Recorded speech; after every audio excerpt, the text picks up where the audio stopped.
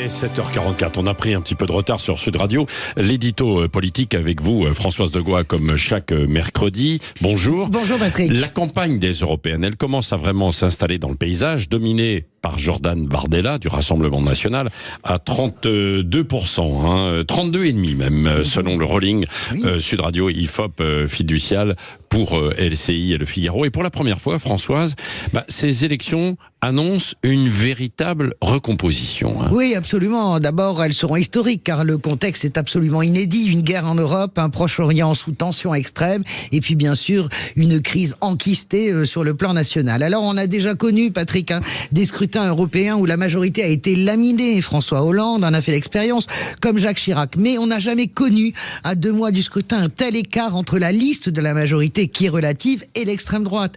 14,5 points d'avance sur la liste de Valérie Ayé, qui est à 18% dans notre rolling fiducial Sud Radio, et Jordan Bardella est à 32,5%. C'est difficilement rattrapable, ça, Patrick, en 2 mois. Bien sûr, ça peut se résorber un peu, mais il ne faut pas espérer un miracle. C'est une situation inédite, et justement, parce qu'elle est inédite, j'en viens à la recomposition dont nous parlons. Qui peut croire, à part les naïfs, que Jordan Bardella, s'il réussit le score historique de plus de 30%, va patienter sagement jusqu'en 2032, la prochaine élection présidentielle. Vous savez, Patrick, la politique, elle a des logiques implacables. Et Bardella, qu'on le veuille ou pas, élargit le cadre de Marine Le Pen, passe mieux auprès d'un public qu'elle ne touche pas, les cadres, les classes moyennes, recomposition au Rassemblement National, évidemment, au-dessus de 30%, dans la douleur ou pas, c'est évident. À gauche, eh bien, il a beaucoup d'éléments dans la percée de Raphaël Glucksmann, qui navigue entre 12 et 13%.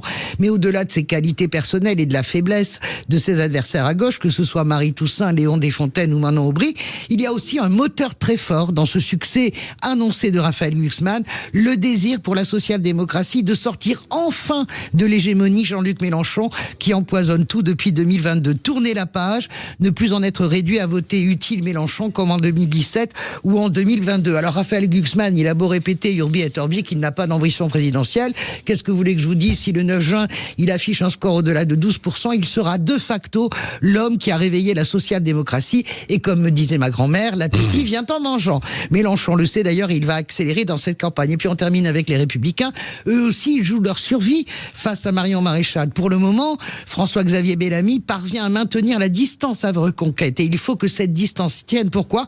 Parce que si d'aventure, le 9 juin au soir, dans ce studio, nous annoncions Marion Maréchal Le Pen devant François-Xavier Bellamy, eh bien ce serait la fin des Républicains sous la forme actuelle, en tout cas. Bon, oui, 8% pour les Républicains et 6% pour Reconquête. 2 points pour le moment. Est-ce que ça passionne les Français, cette élection? Eh bien, je vais vous étonner, oui. Si l'on en croit le rolling IFOP d'hier, par exemple, eh bien, le taux de participation augmente. Et ça, c'est très important. Il est désormais à 45% de gens qui sont sûrs d'aller voter. C'est très bien. C'est même assez inespéré à 2 mois d'un scrutin généralement boudé. Alors, les Français votent à moitié pour la situation intérieure et à moitié pour la situation européenne. Là aussi, c'est tout à fait nouveau. Les européennes ne sont pas, à l'évidence, cette année, un défouloir. C'est un vote qui va être probablement, peut-être plus que d'habitude, un vote d'adhésion. Alors oui, risquons une analyse. Le 9 juin pourrait rebattre toutes les cartes en Europe. Pourquoi? Parce que la social-démocratie peut gagner la majorité au Parlement. Elle est à 30 sièges. C'est très peu sur l'ensemble du continent européen.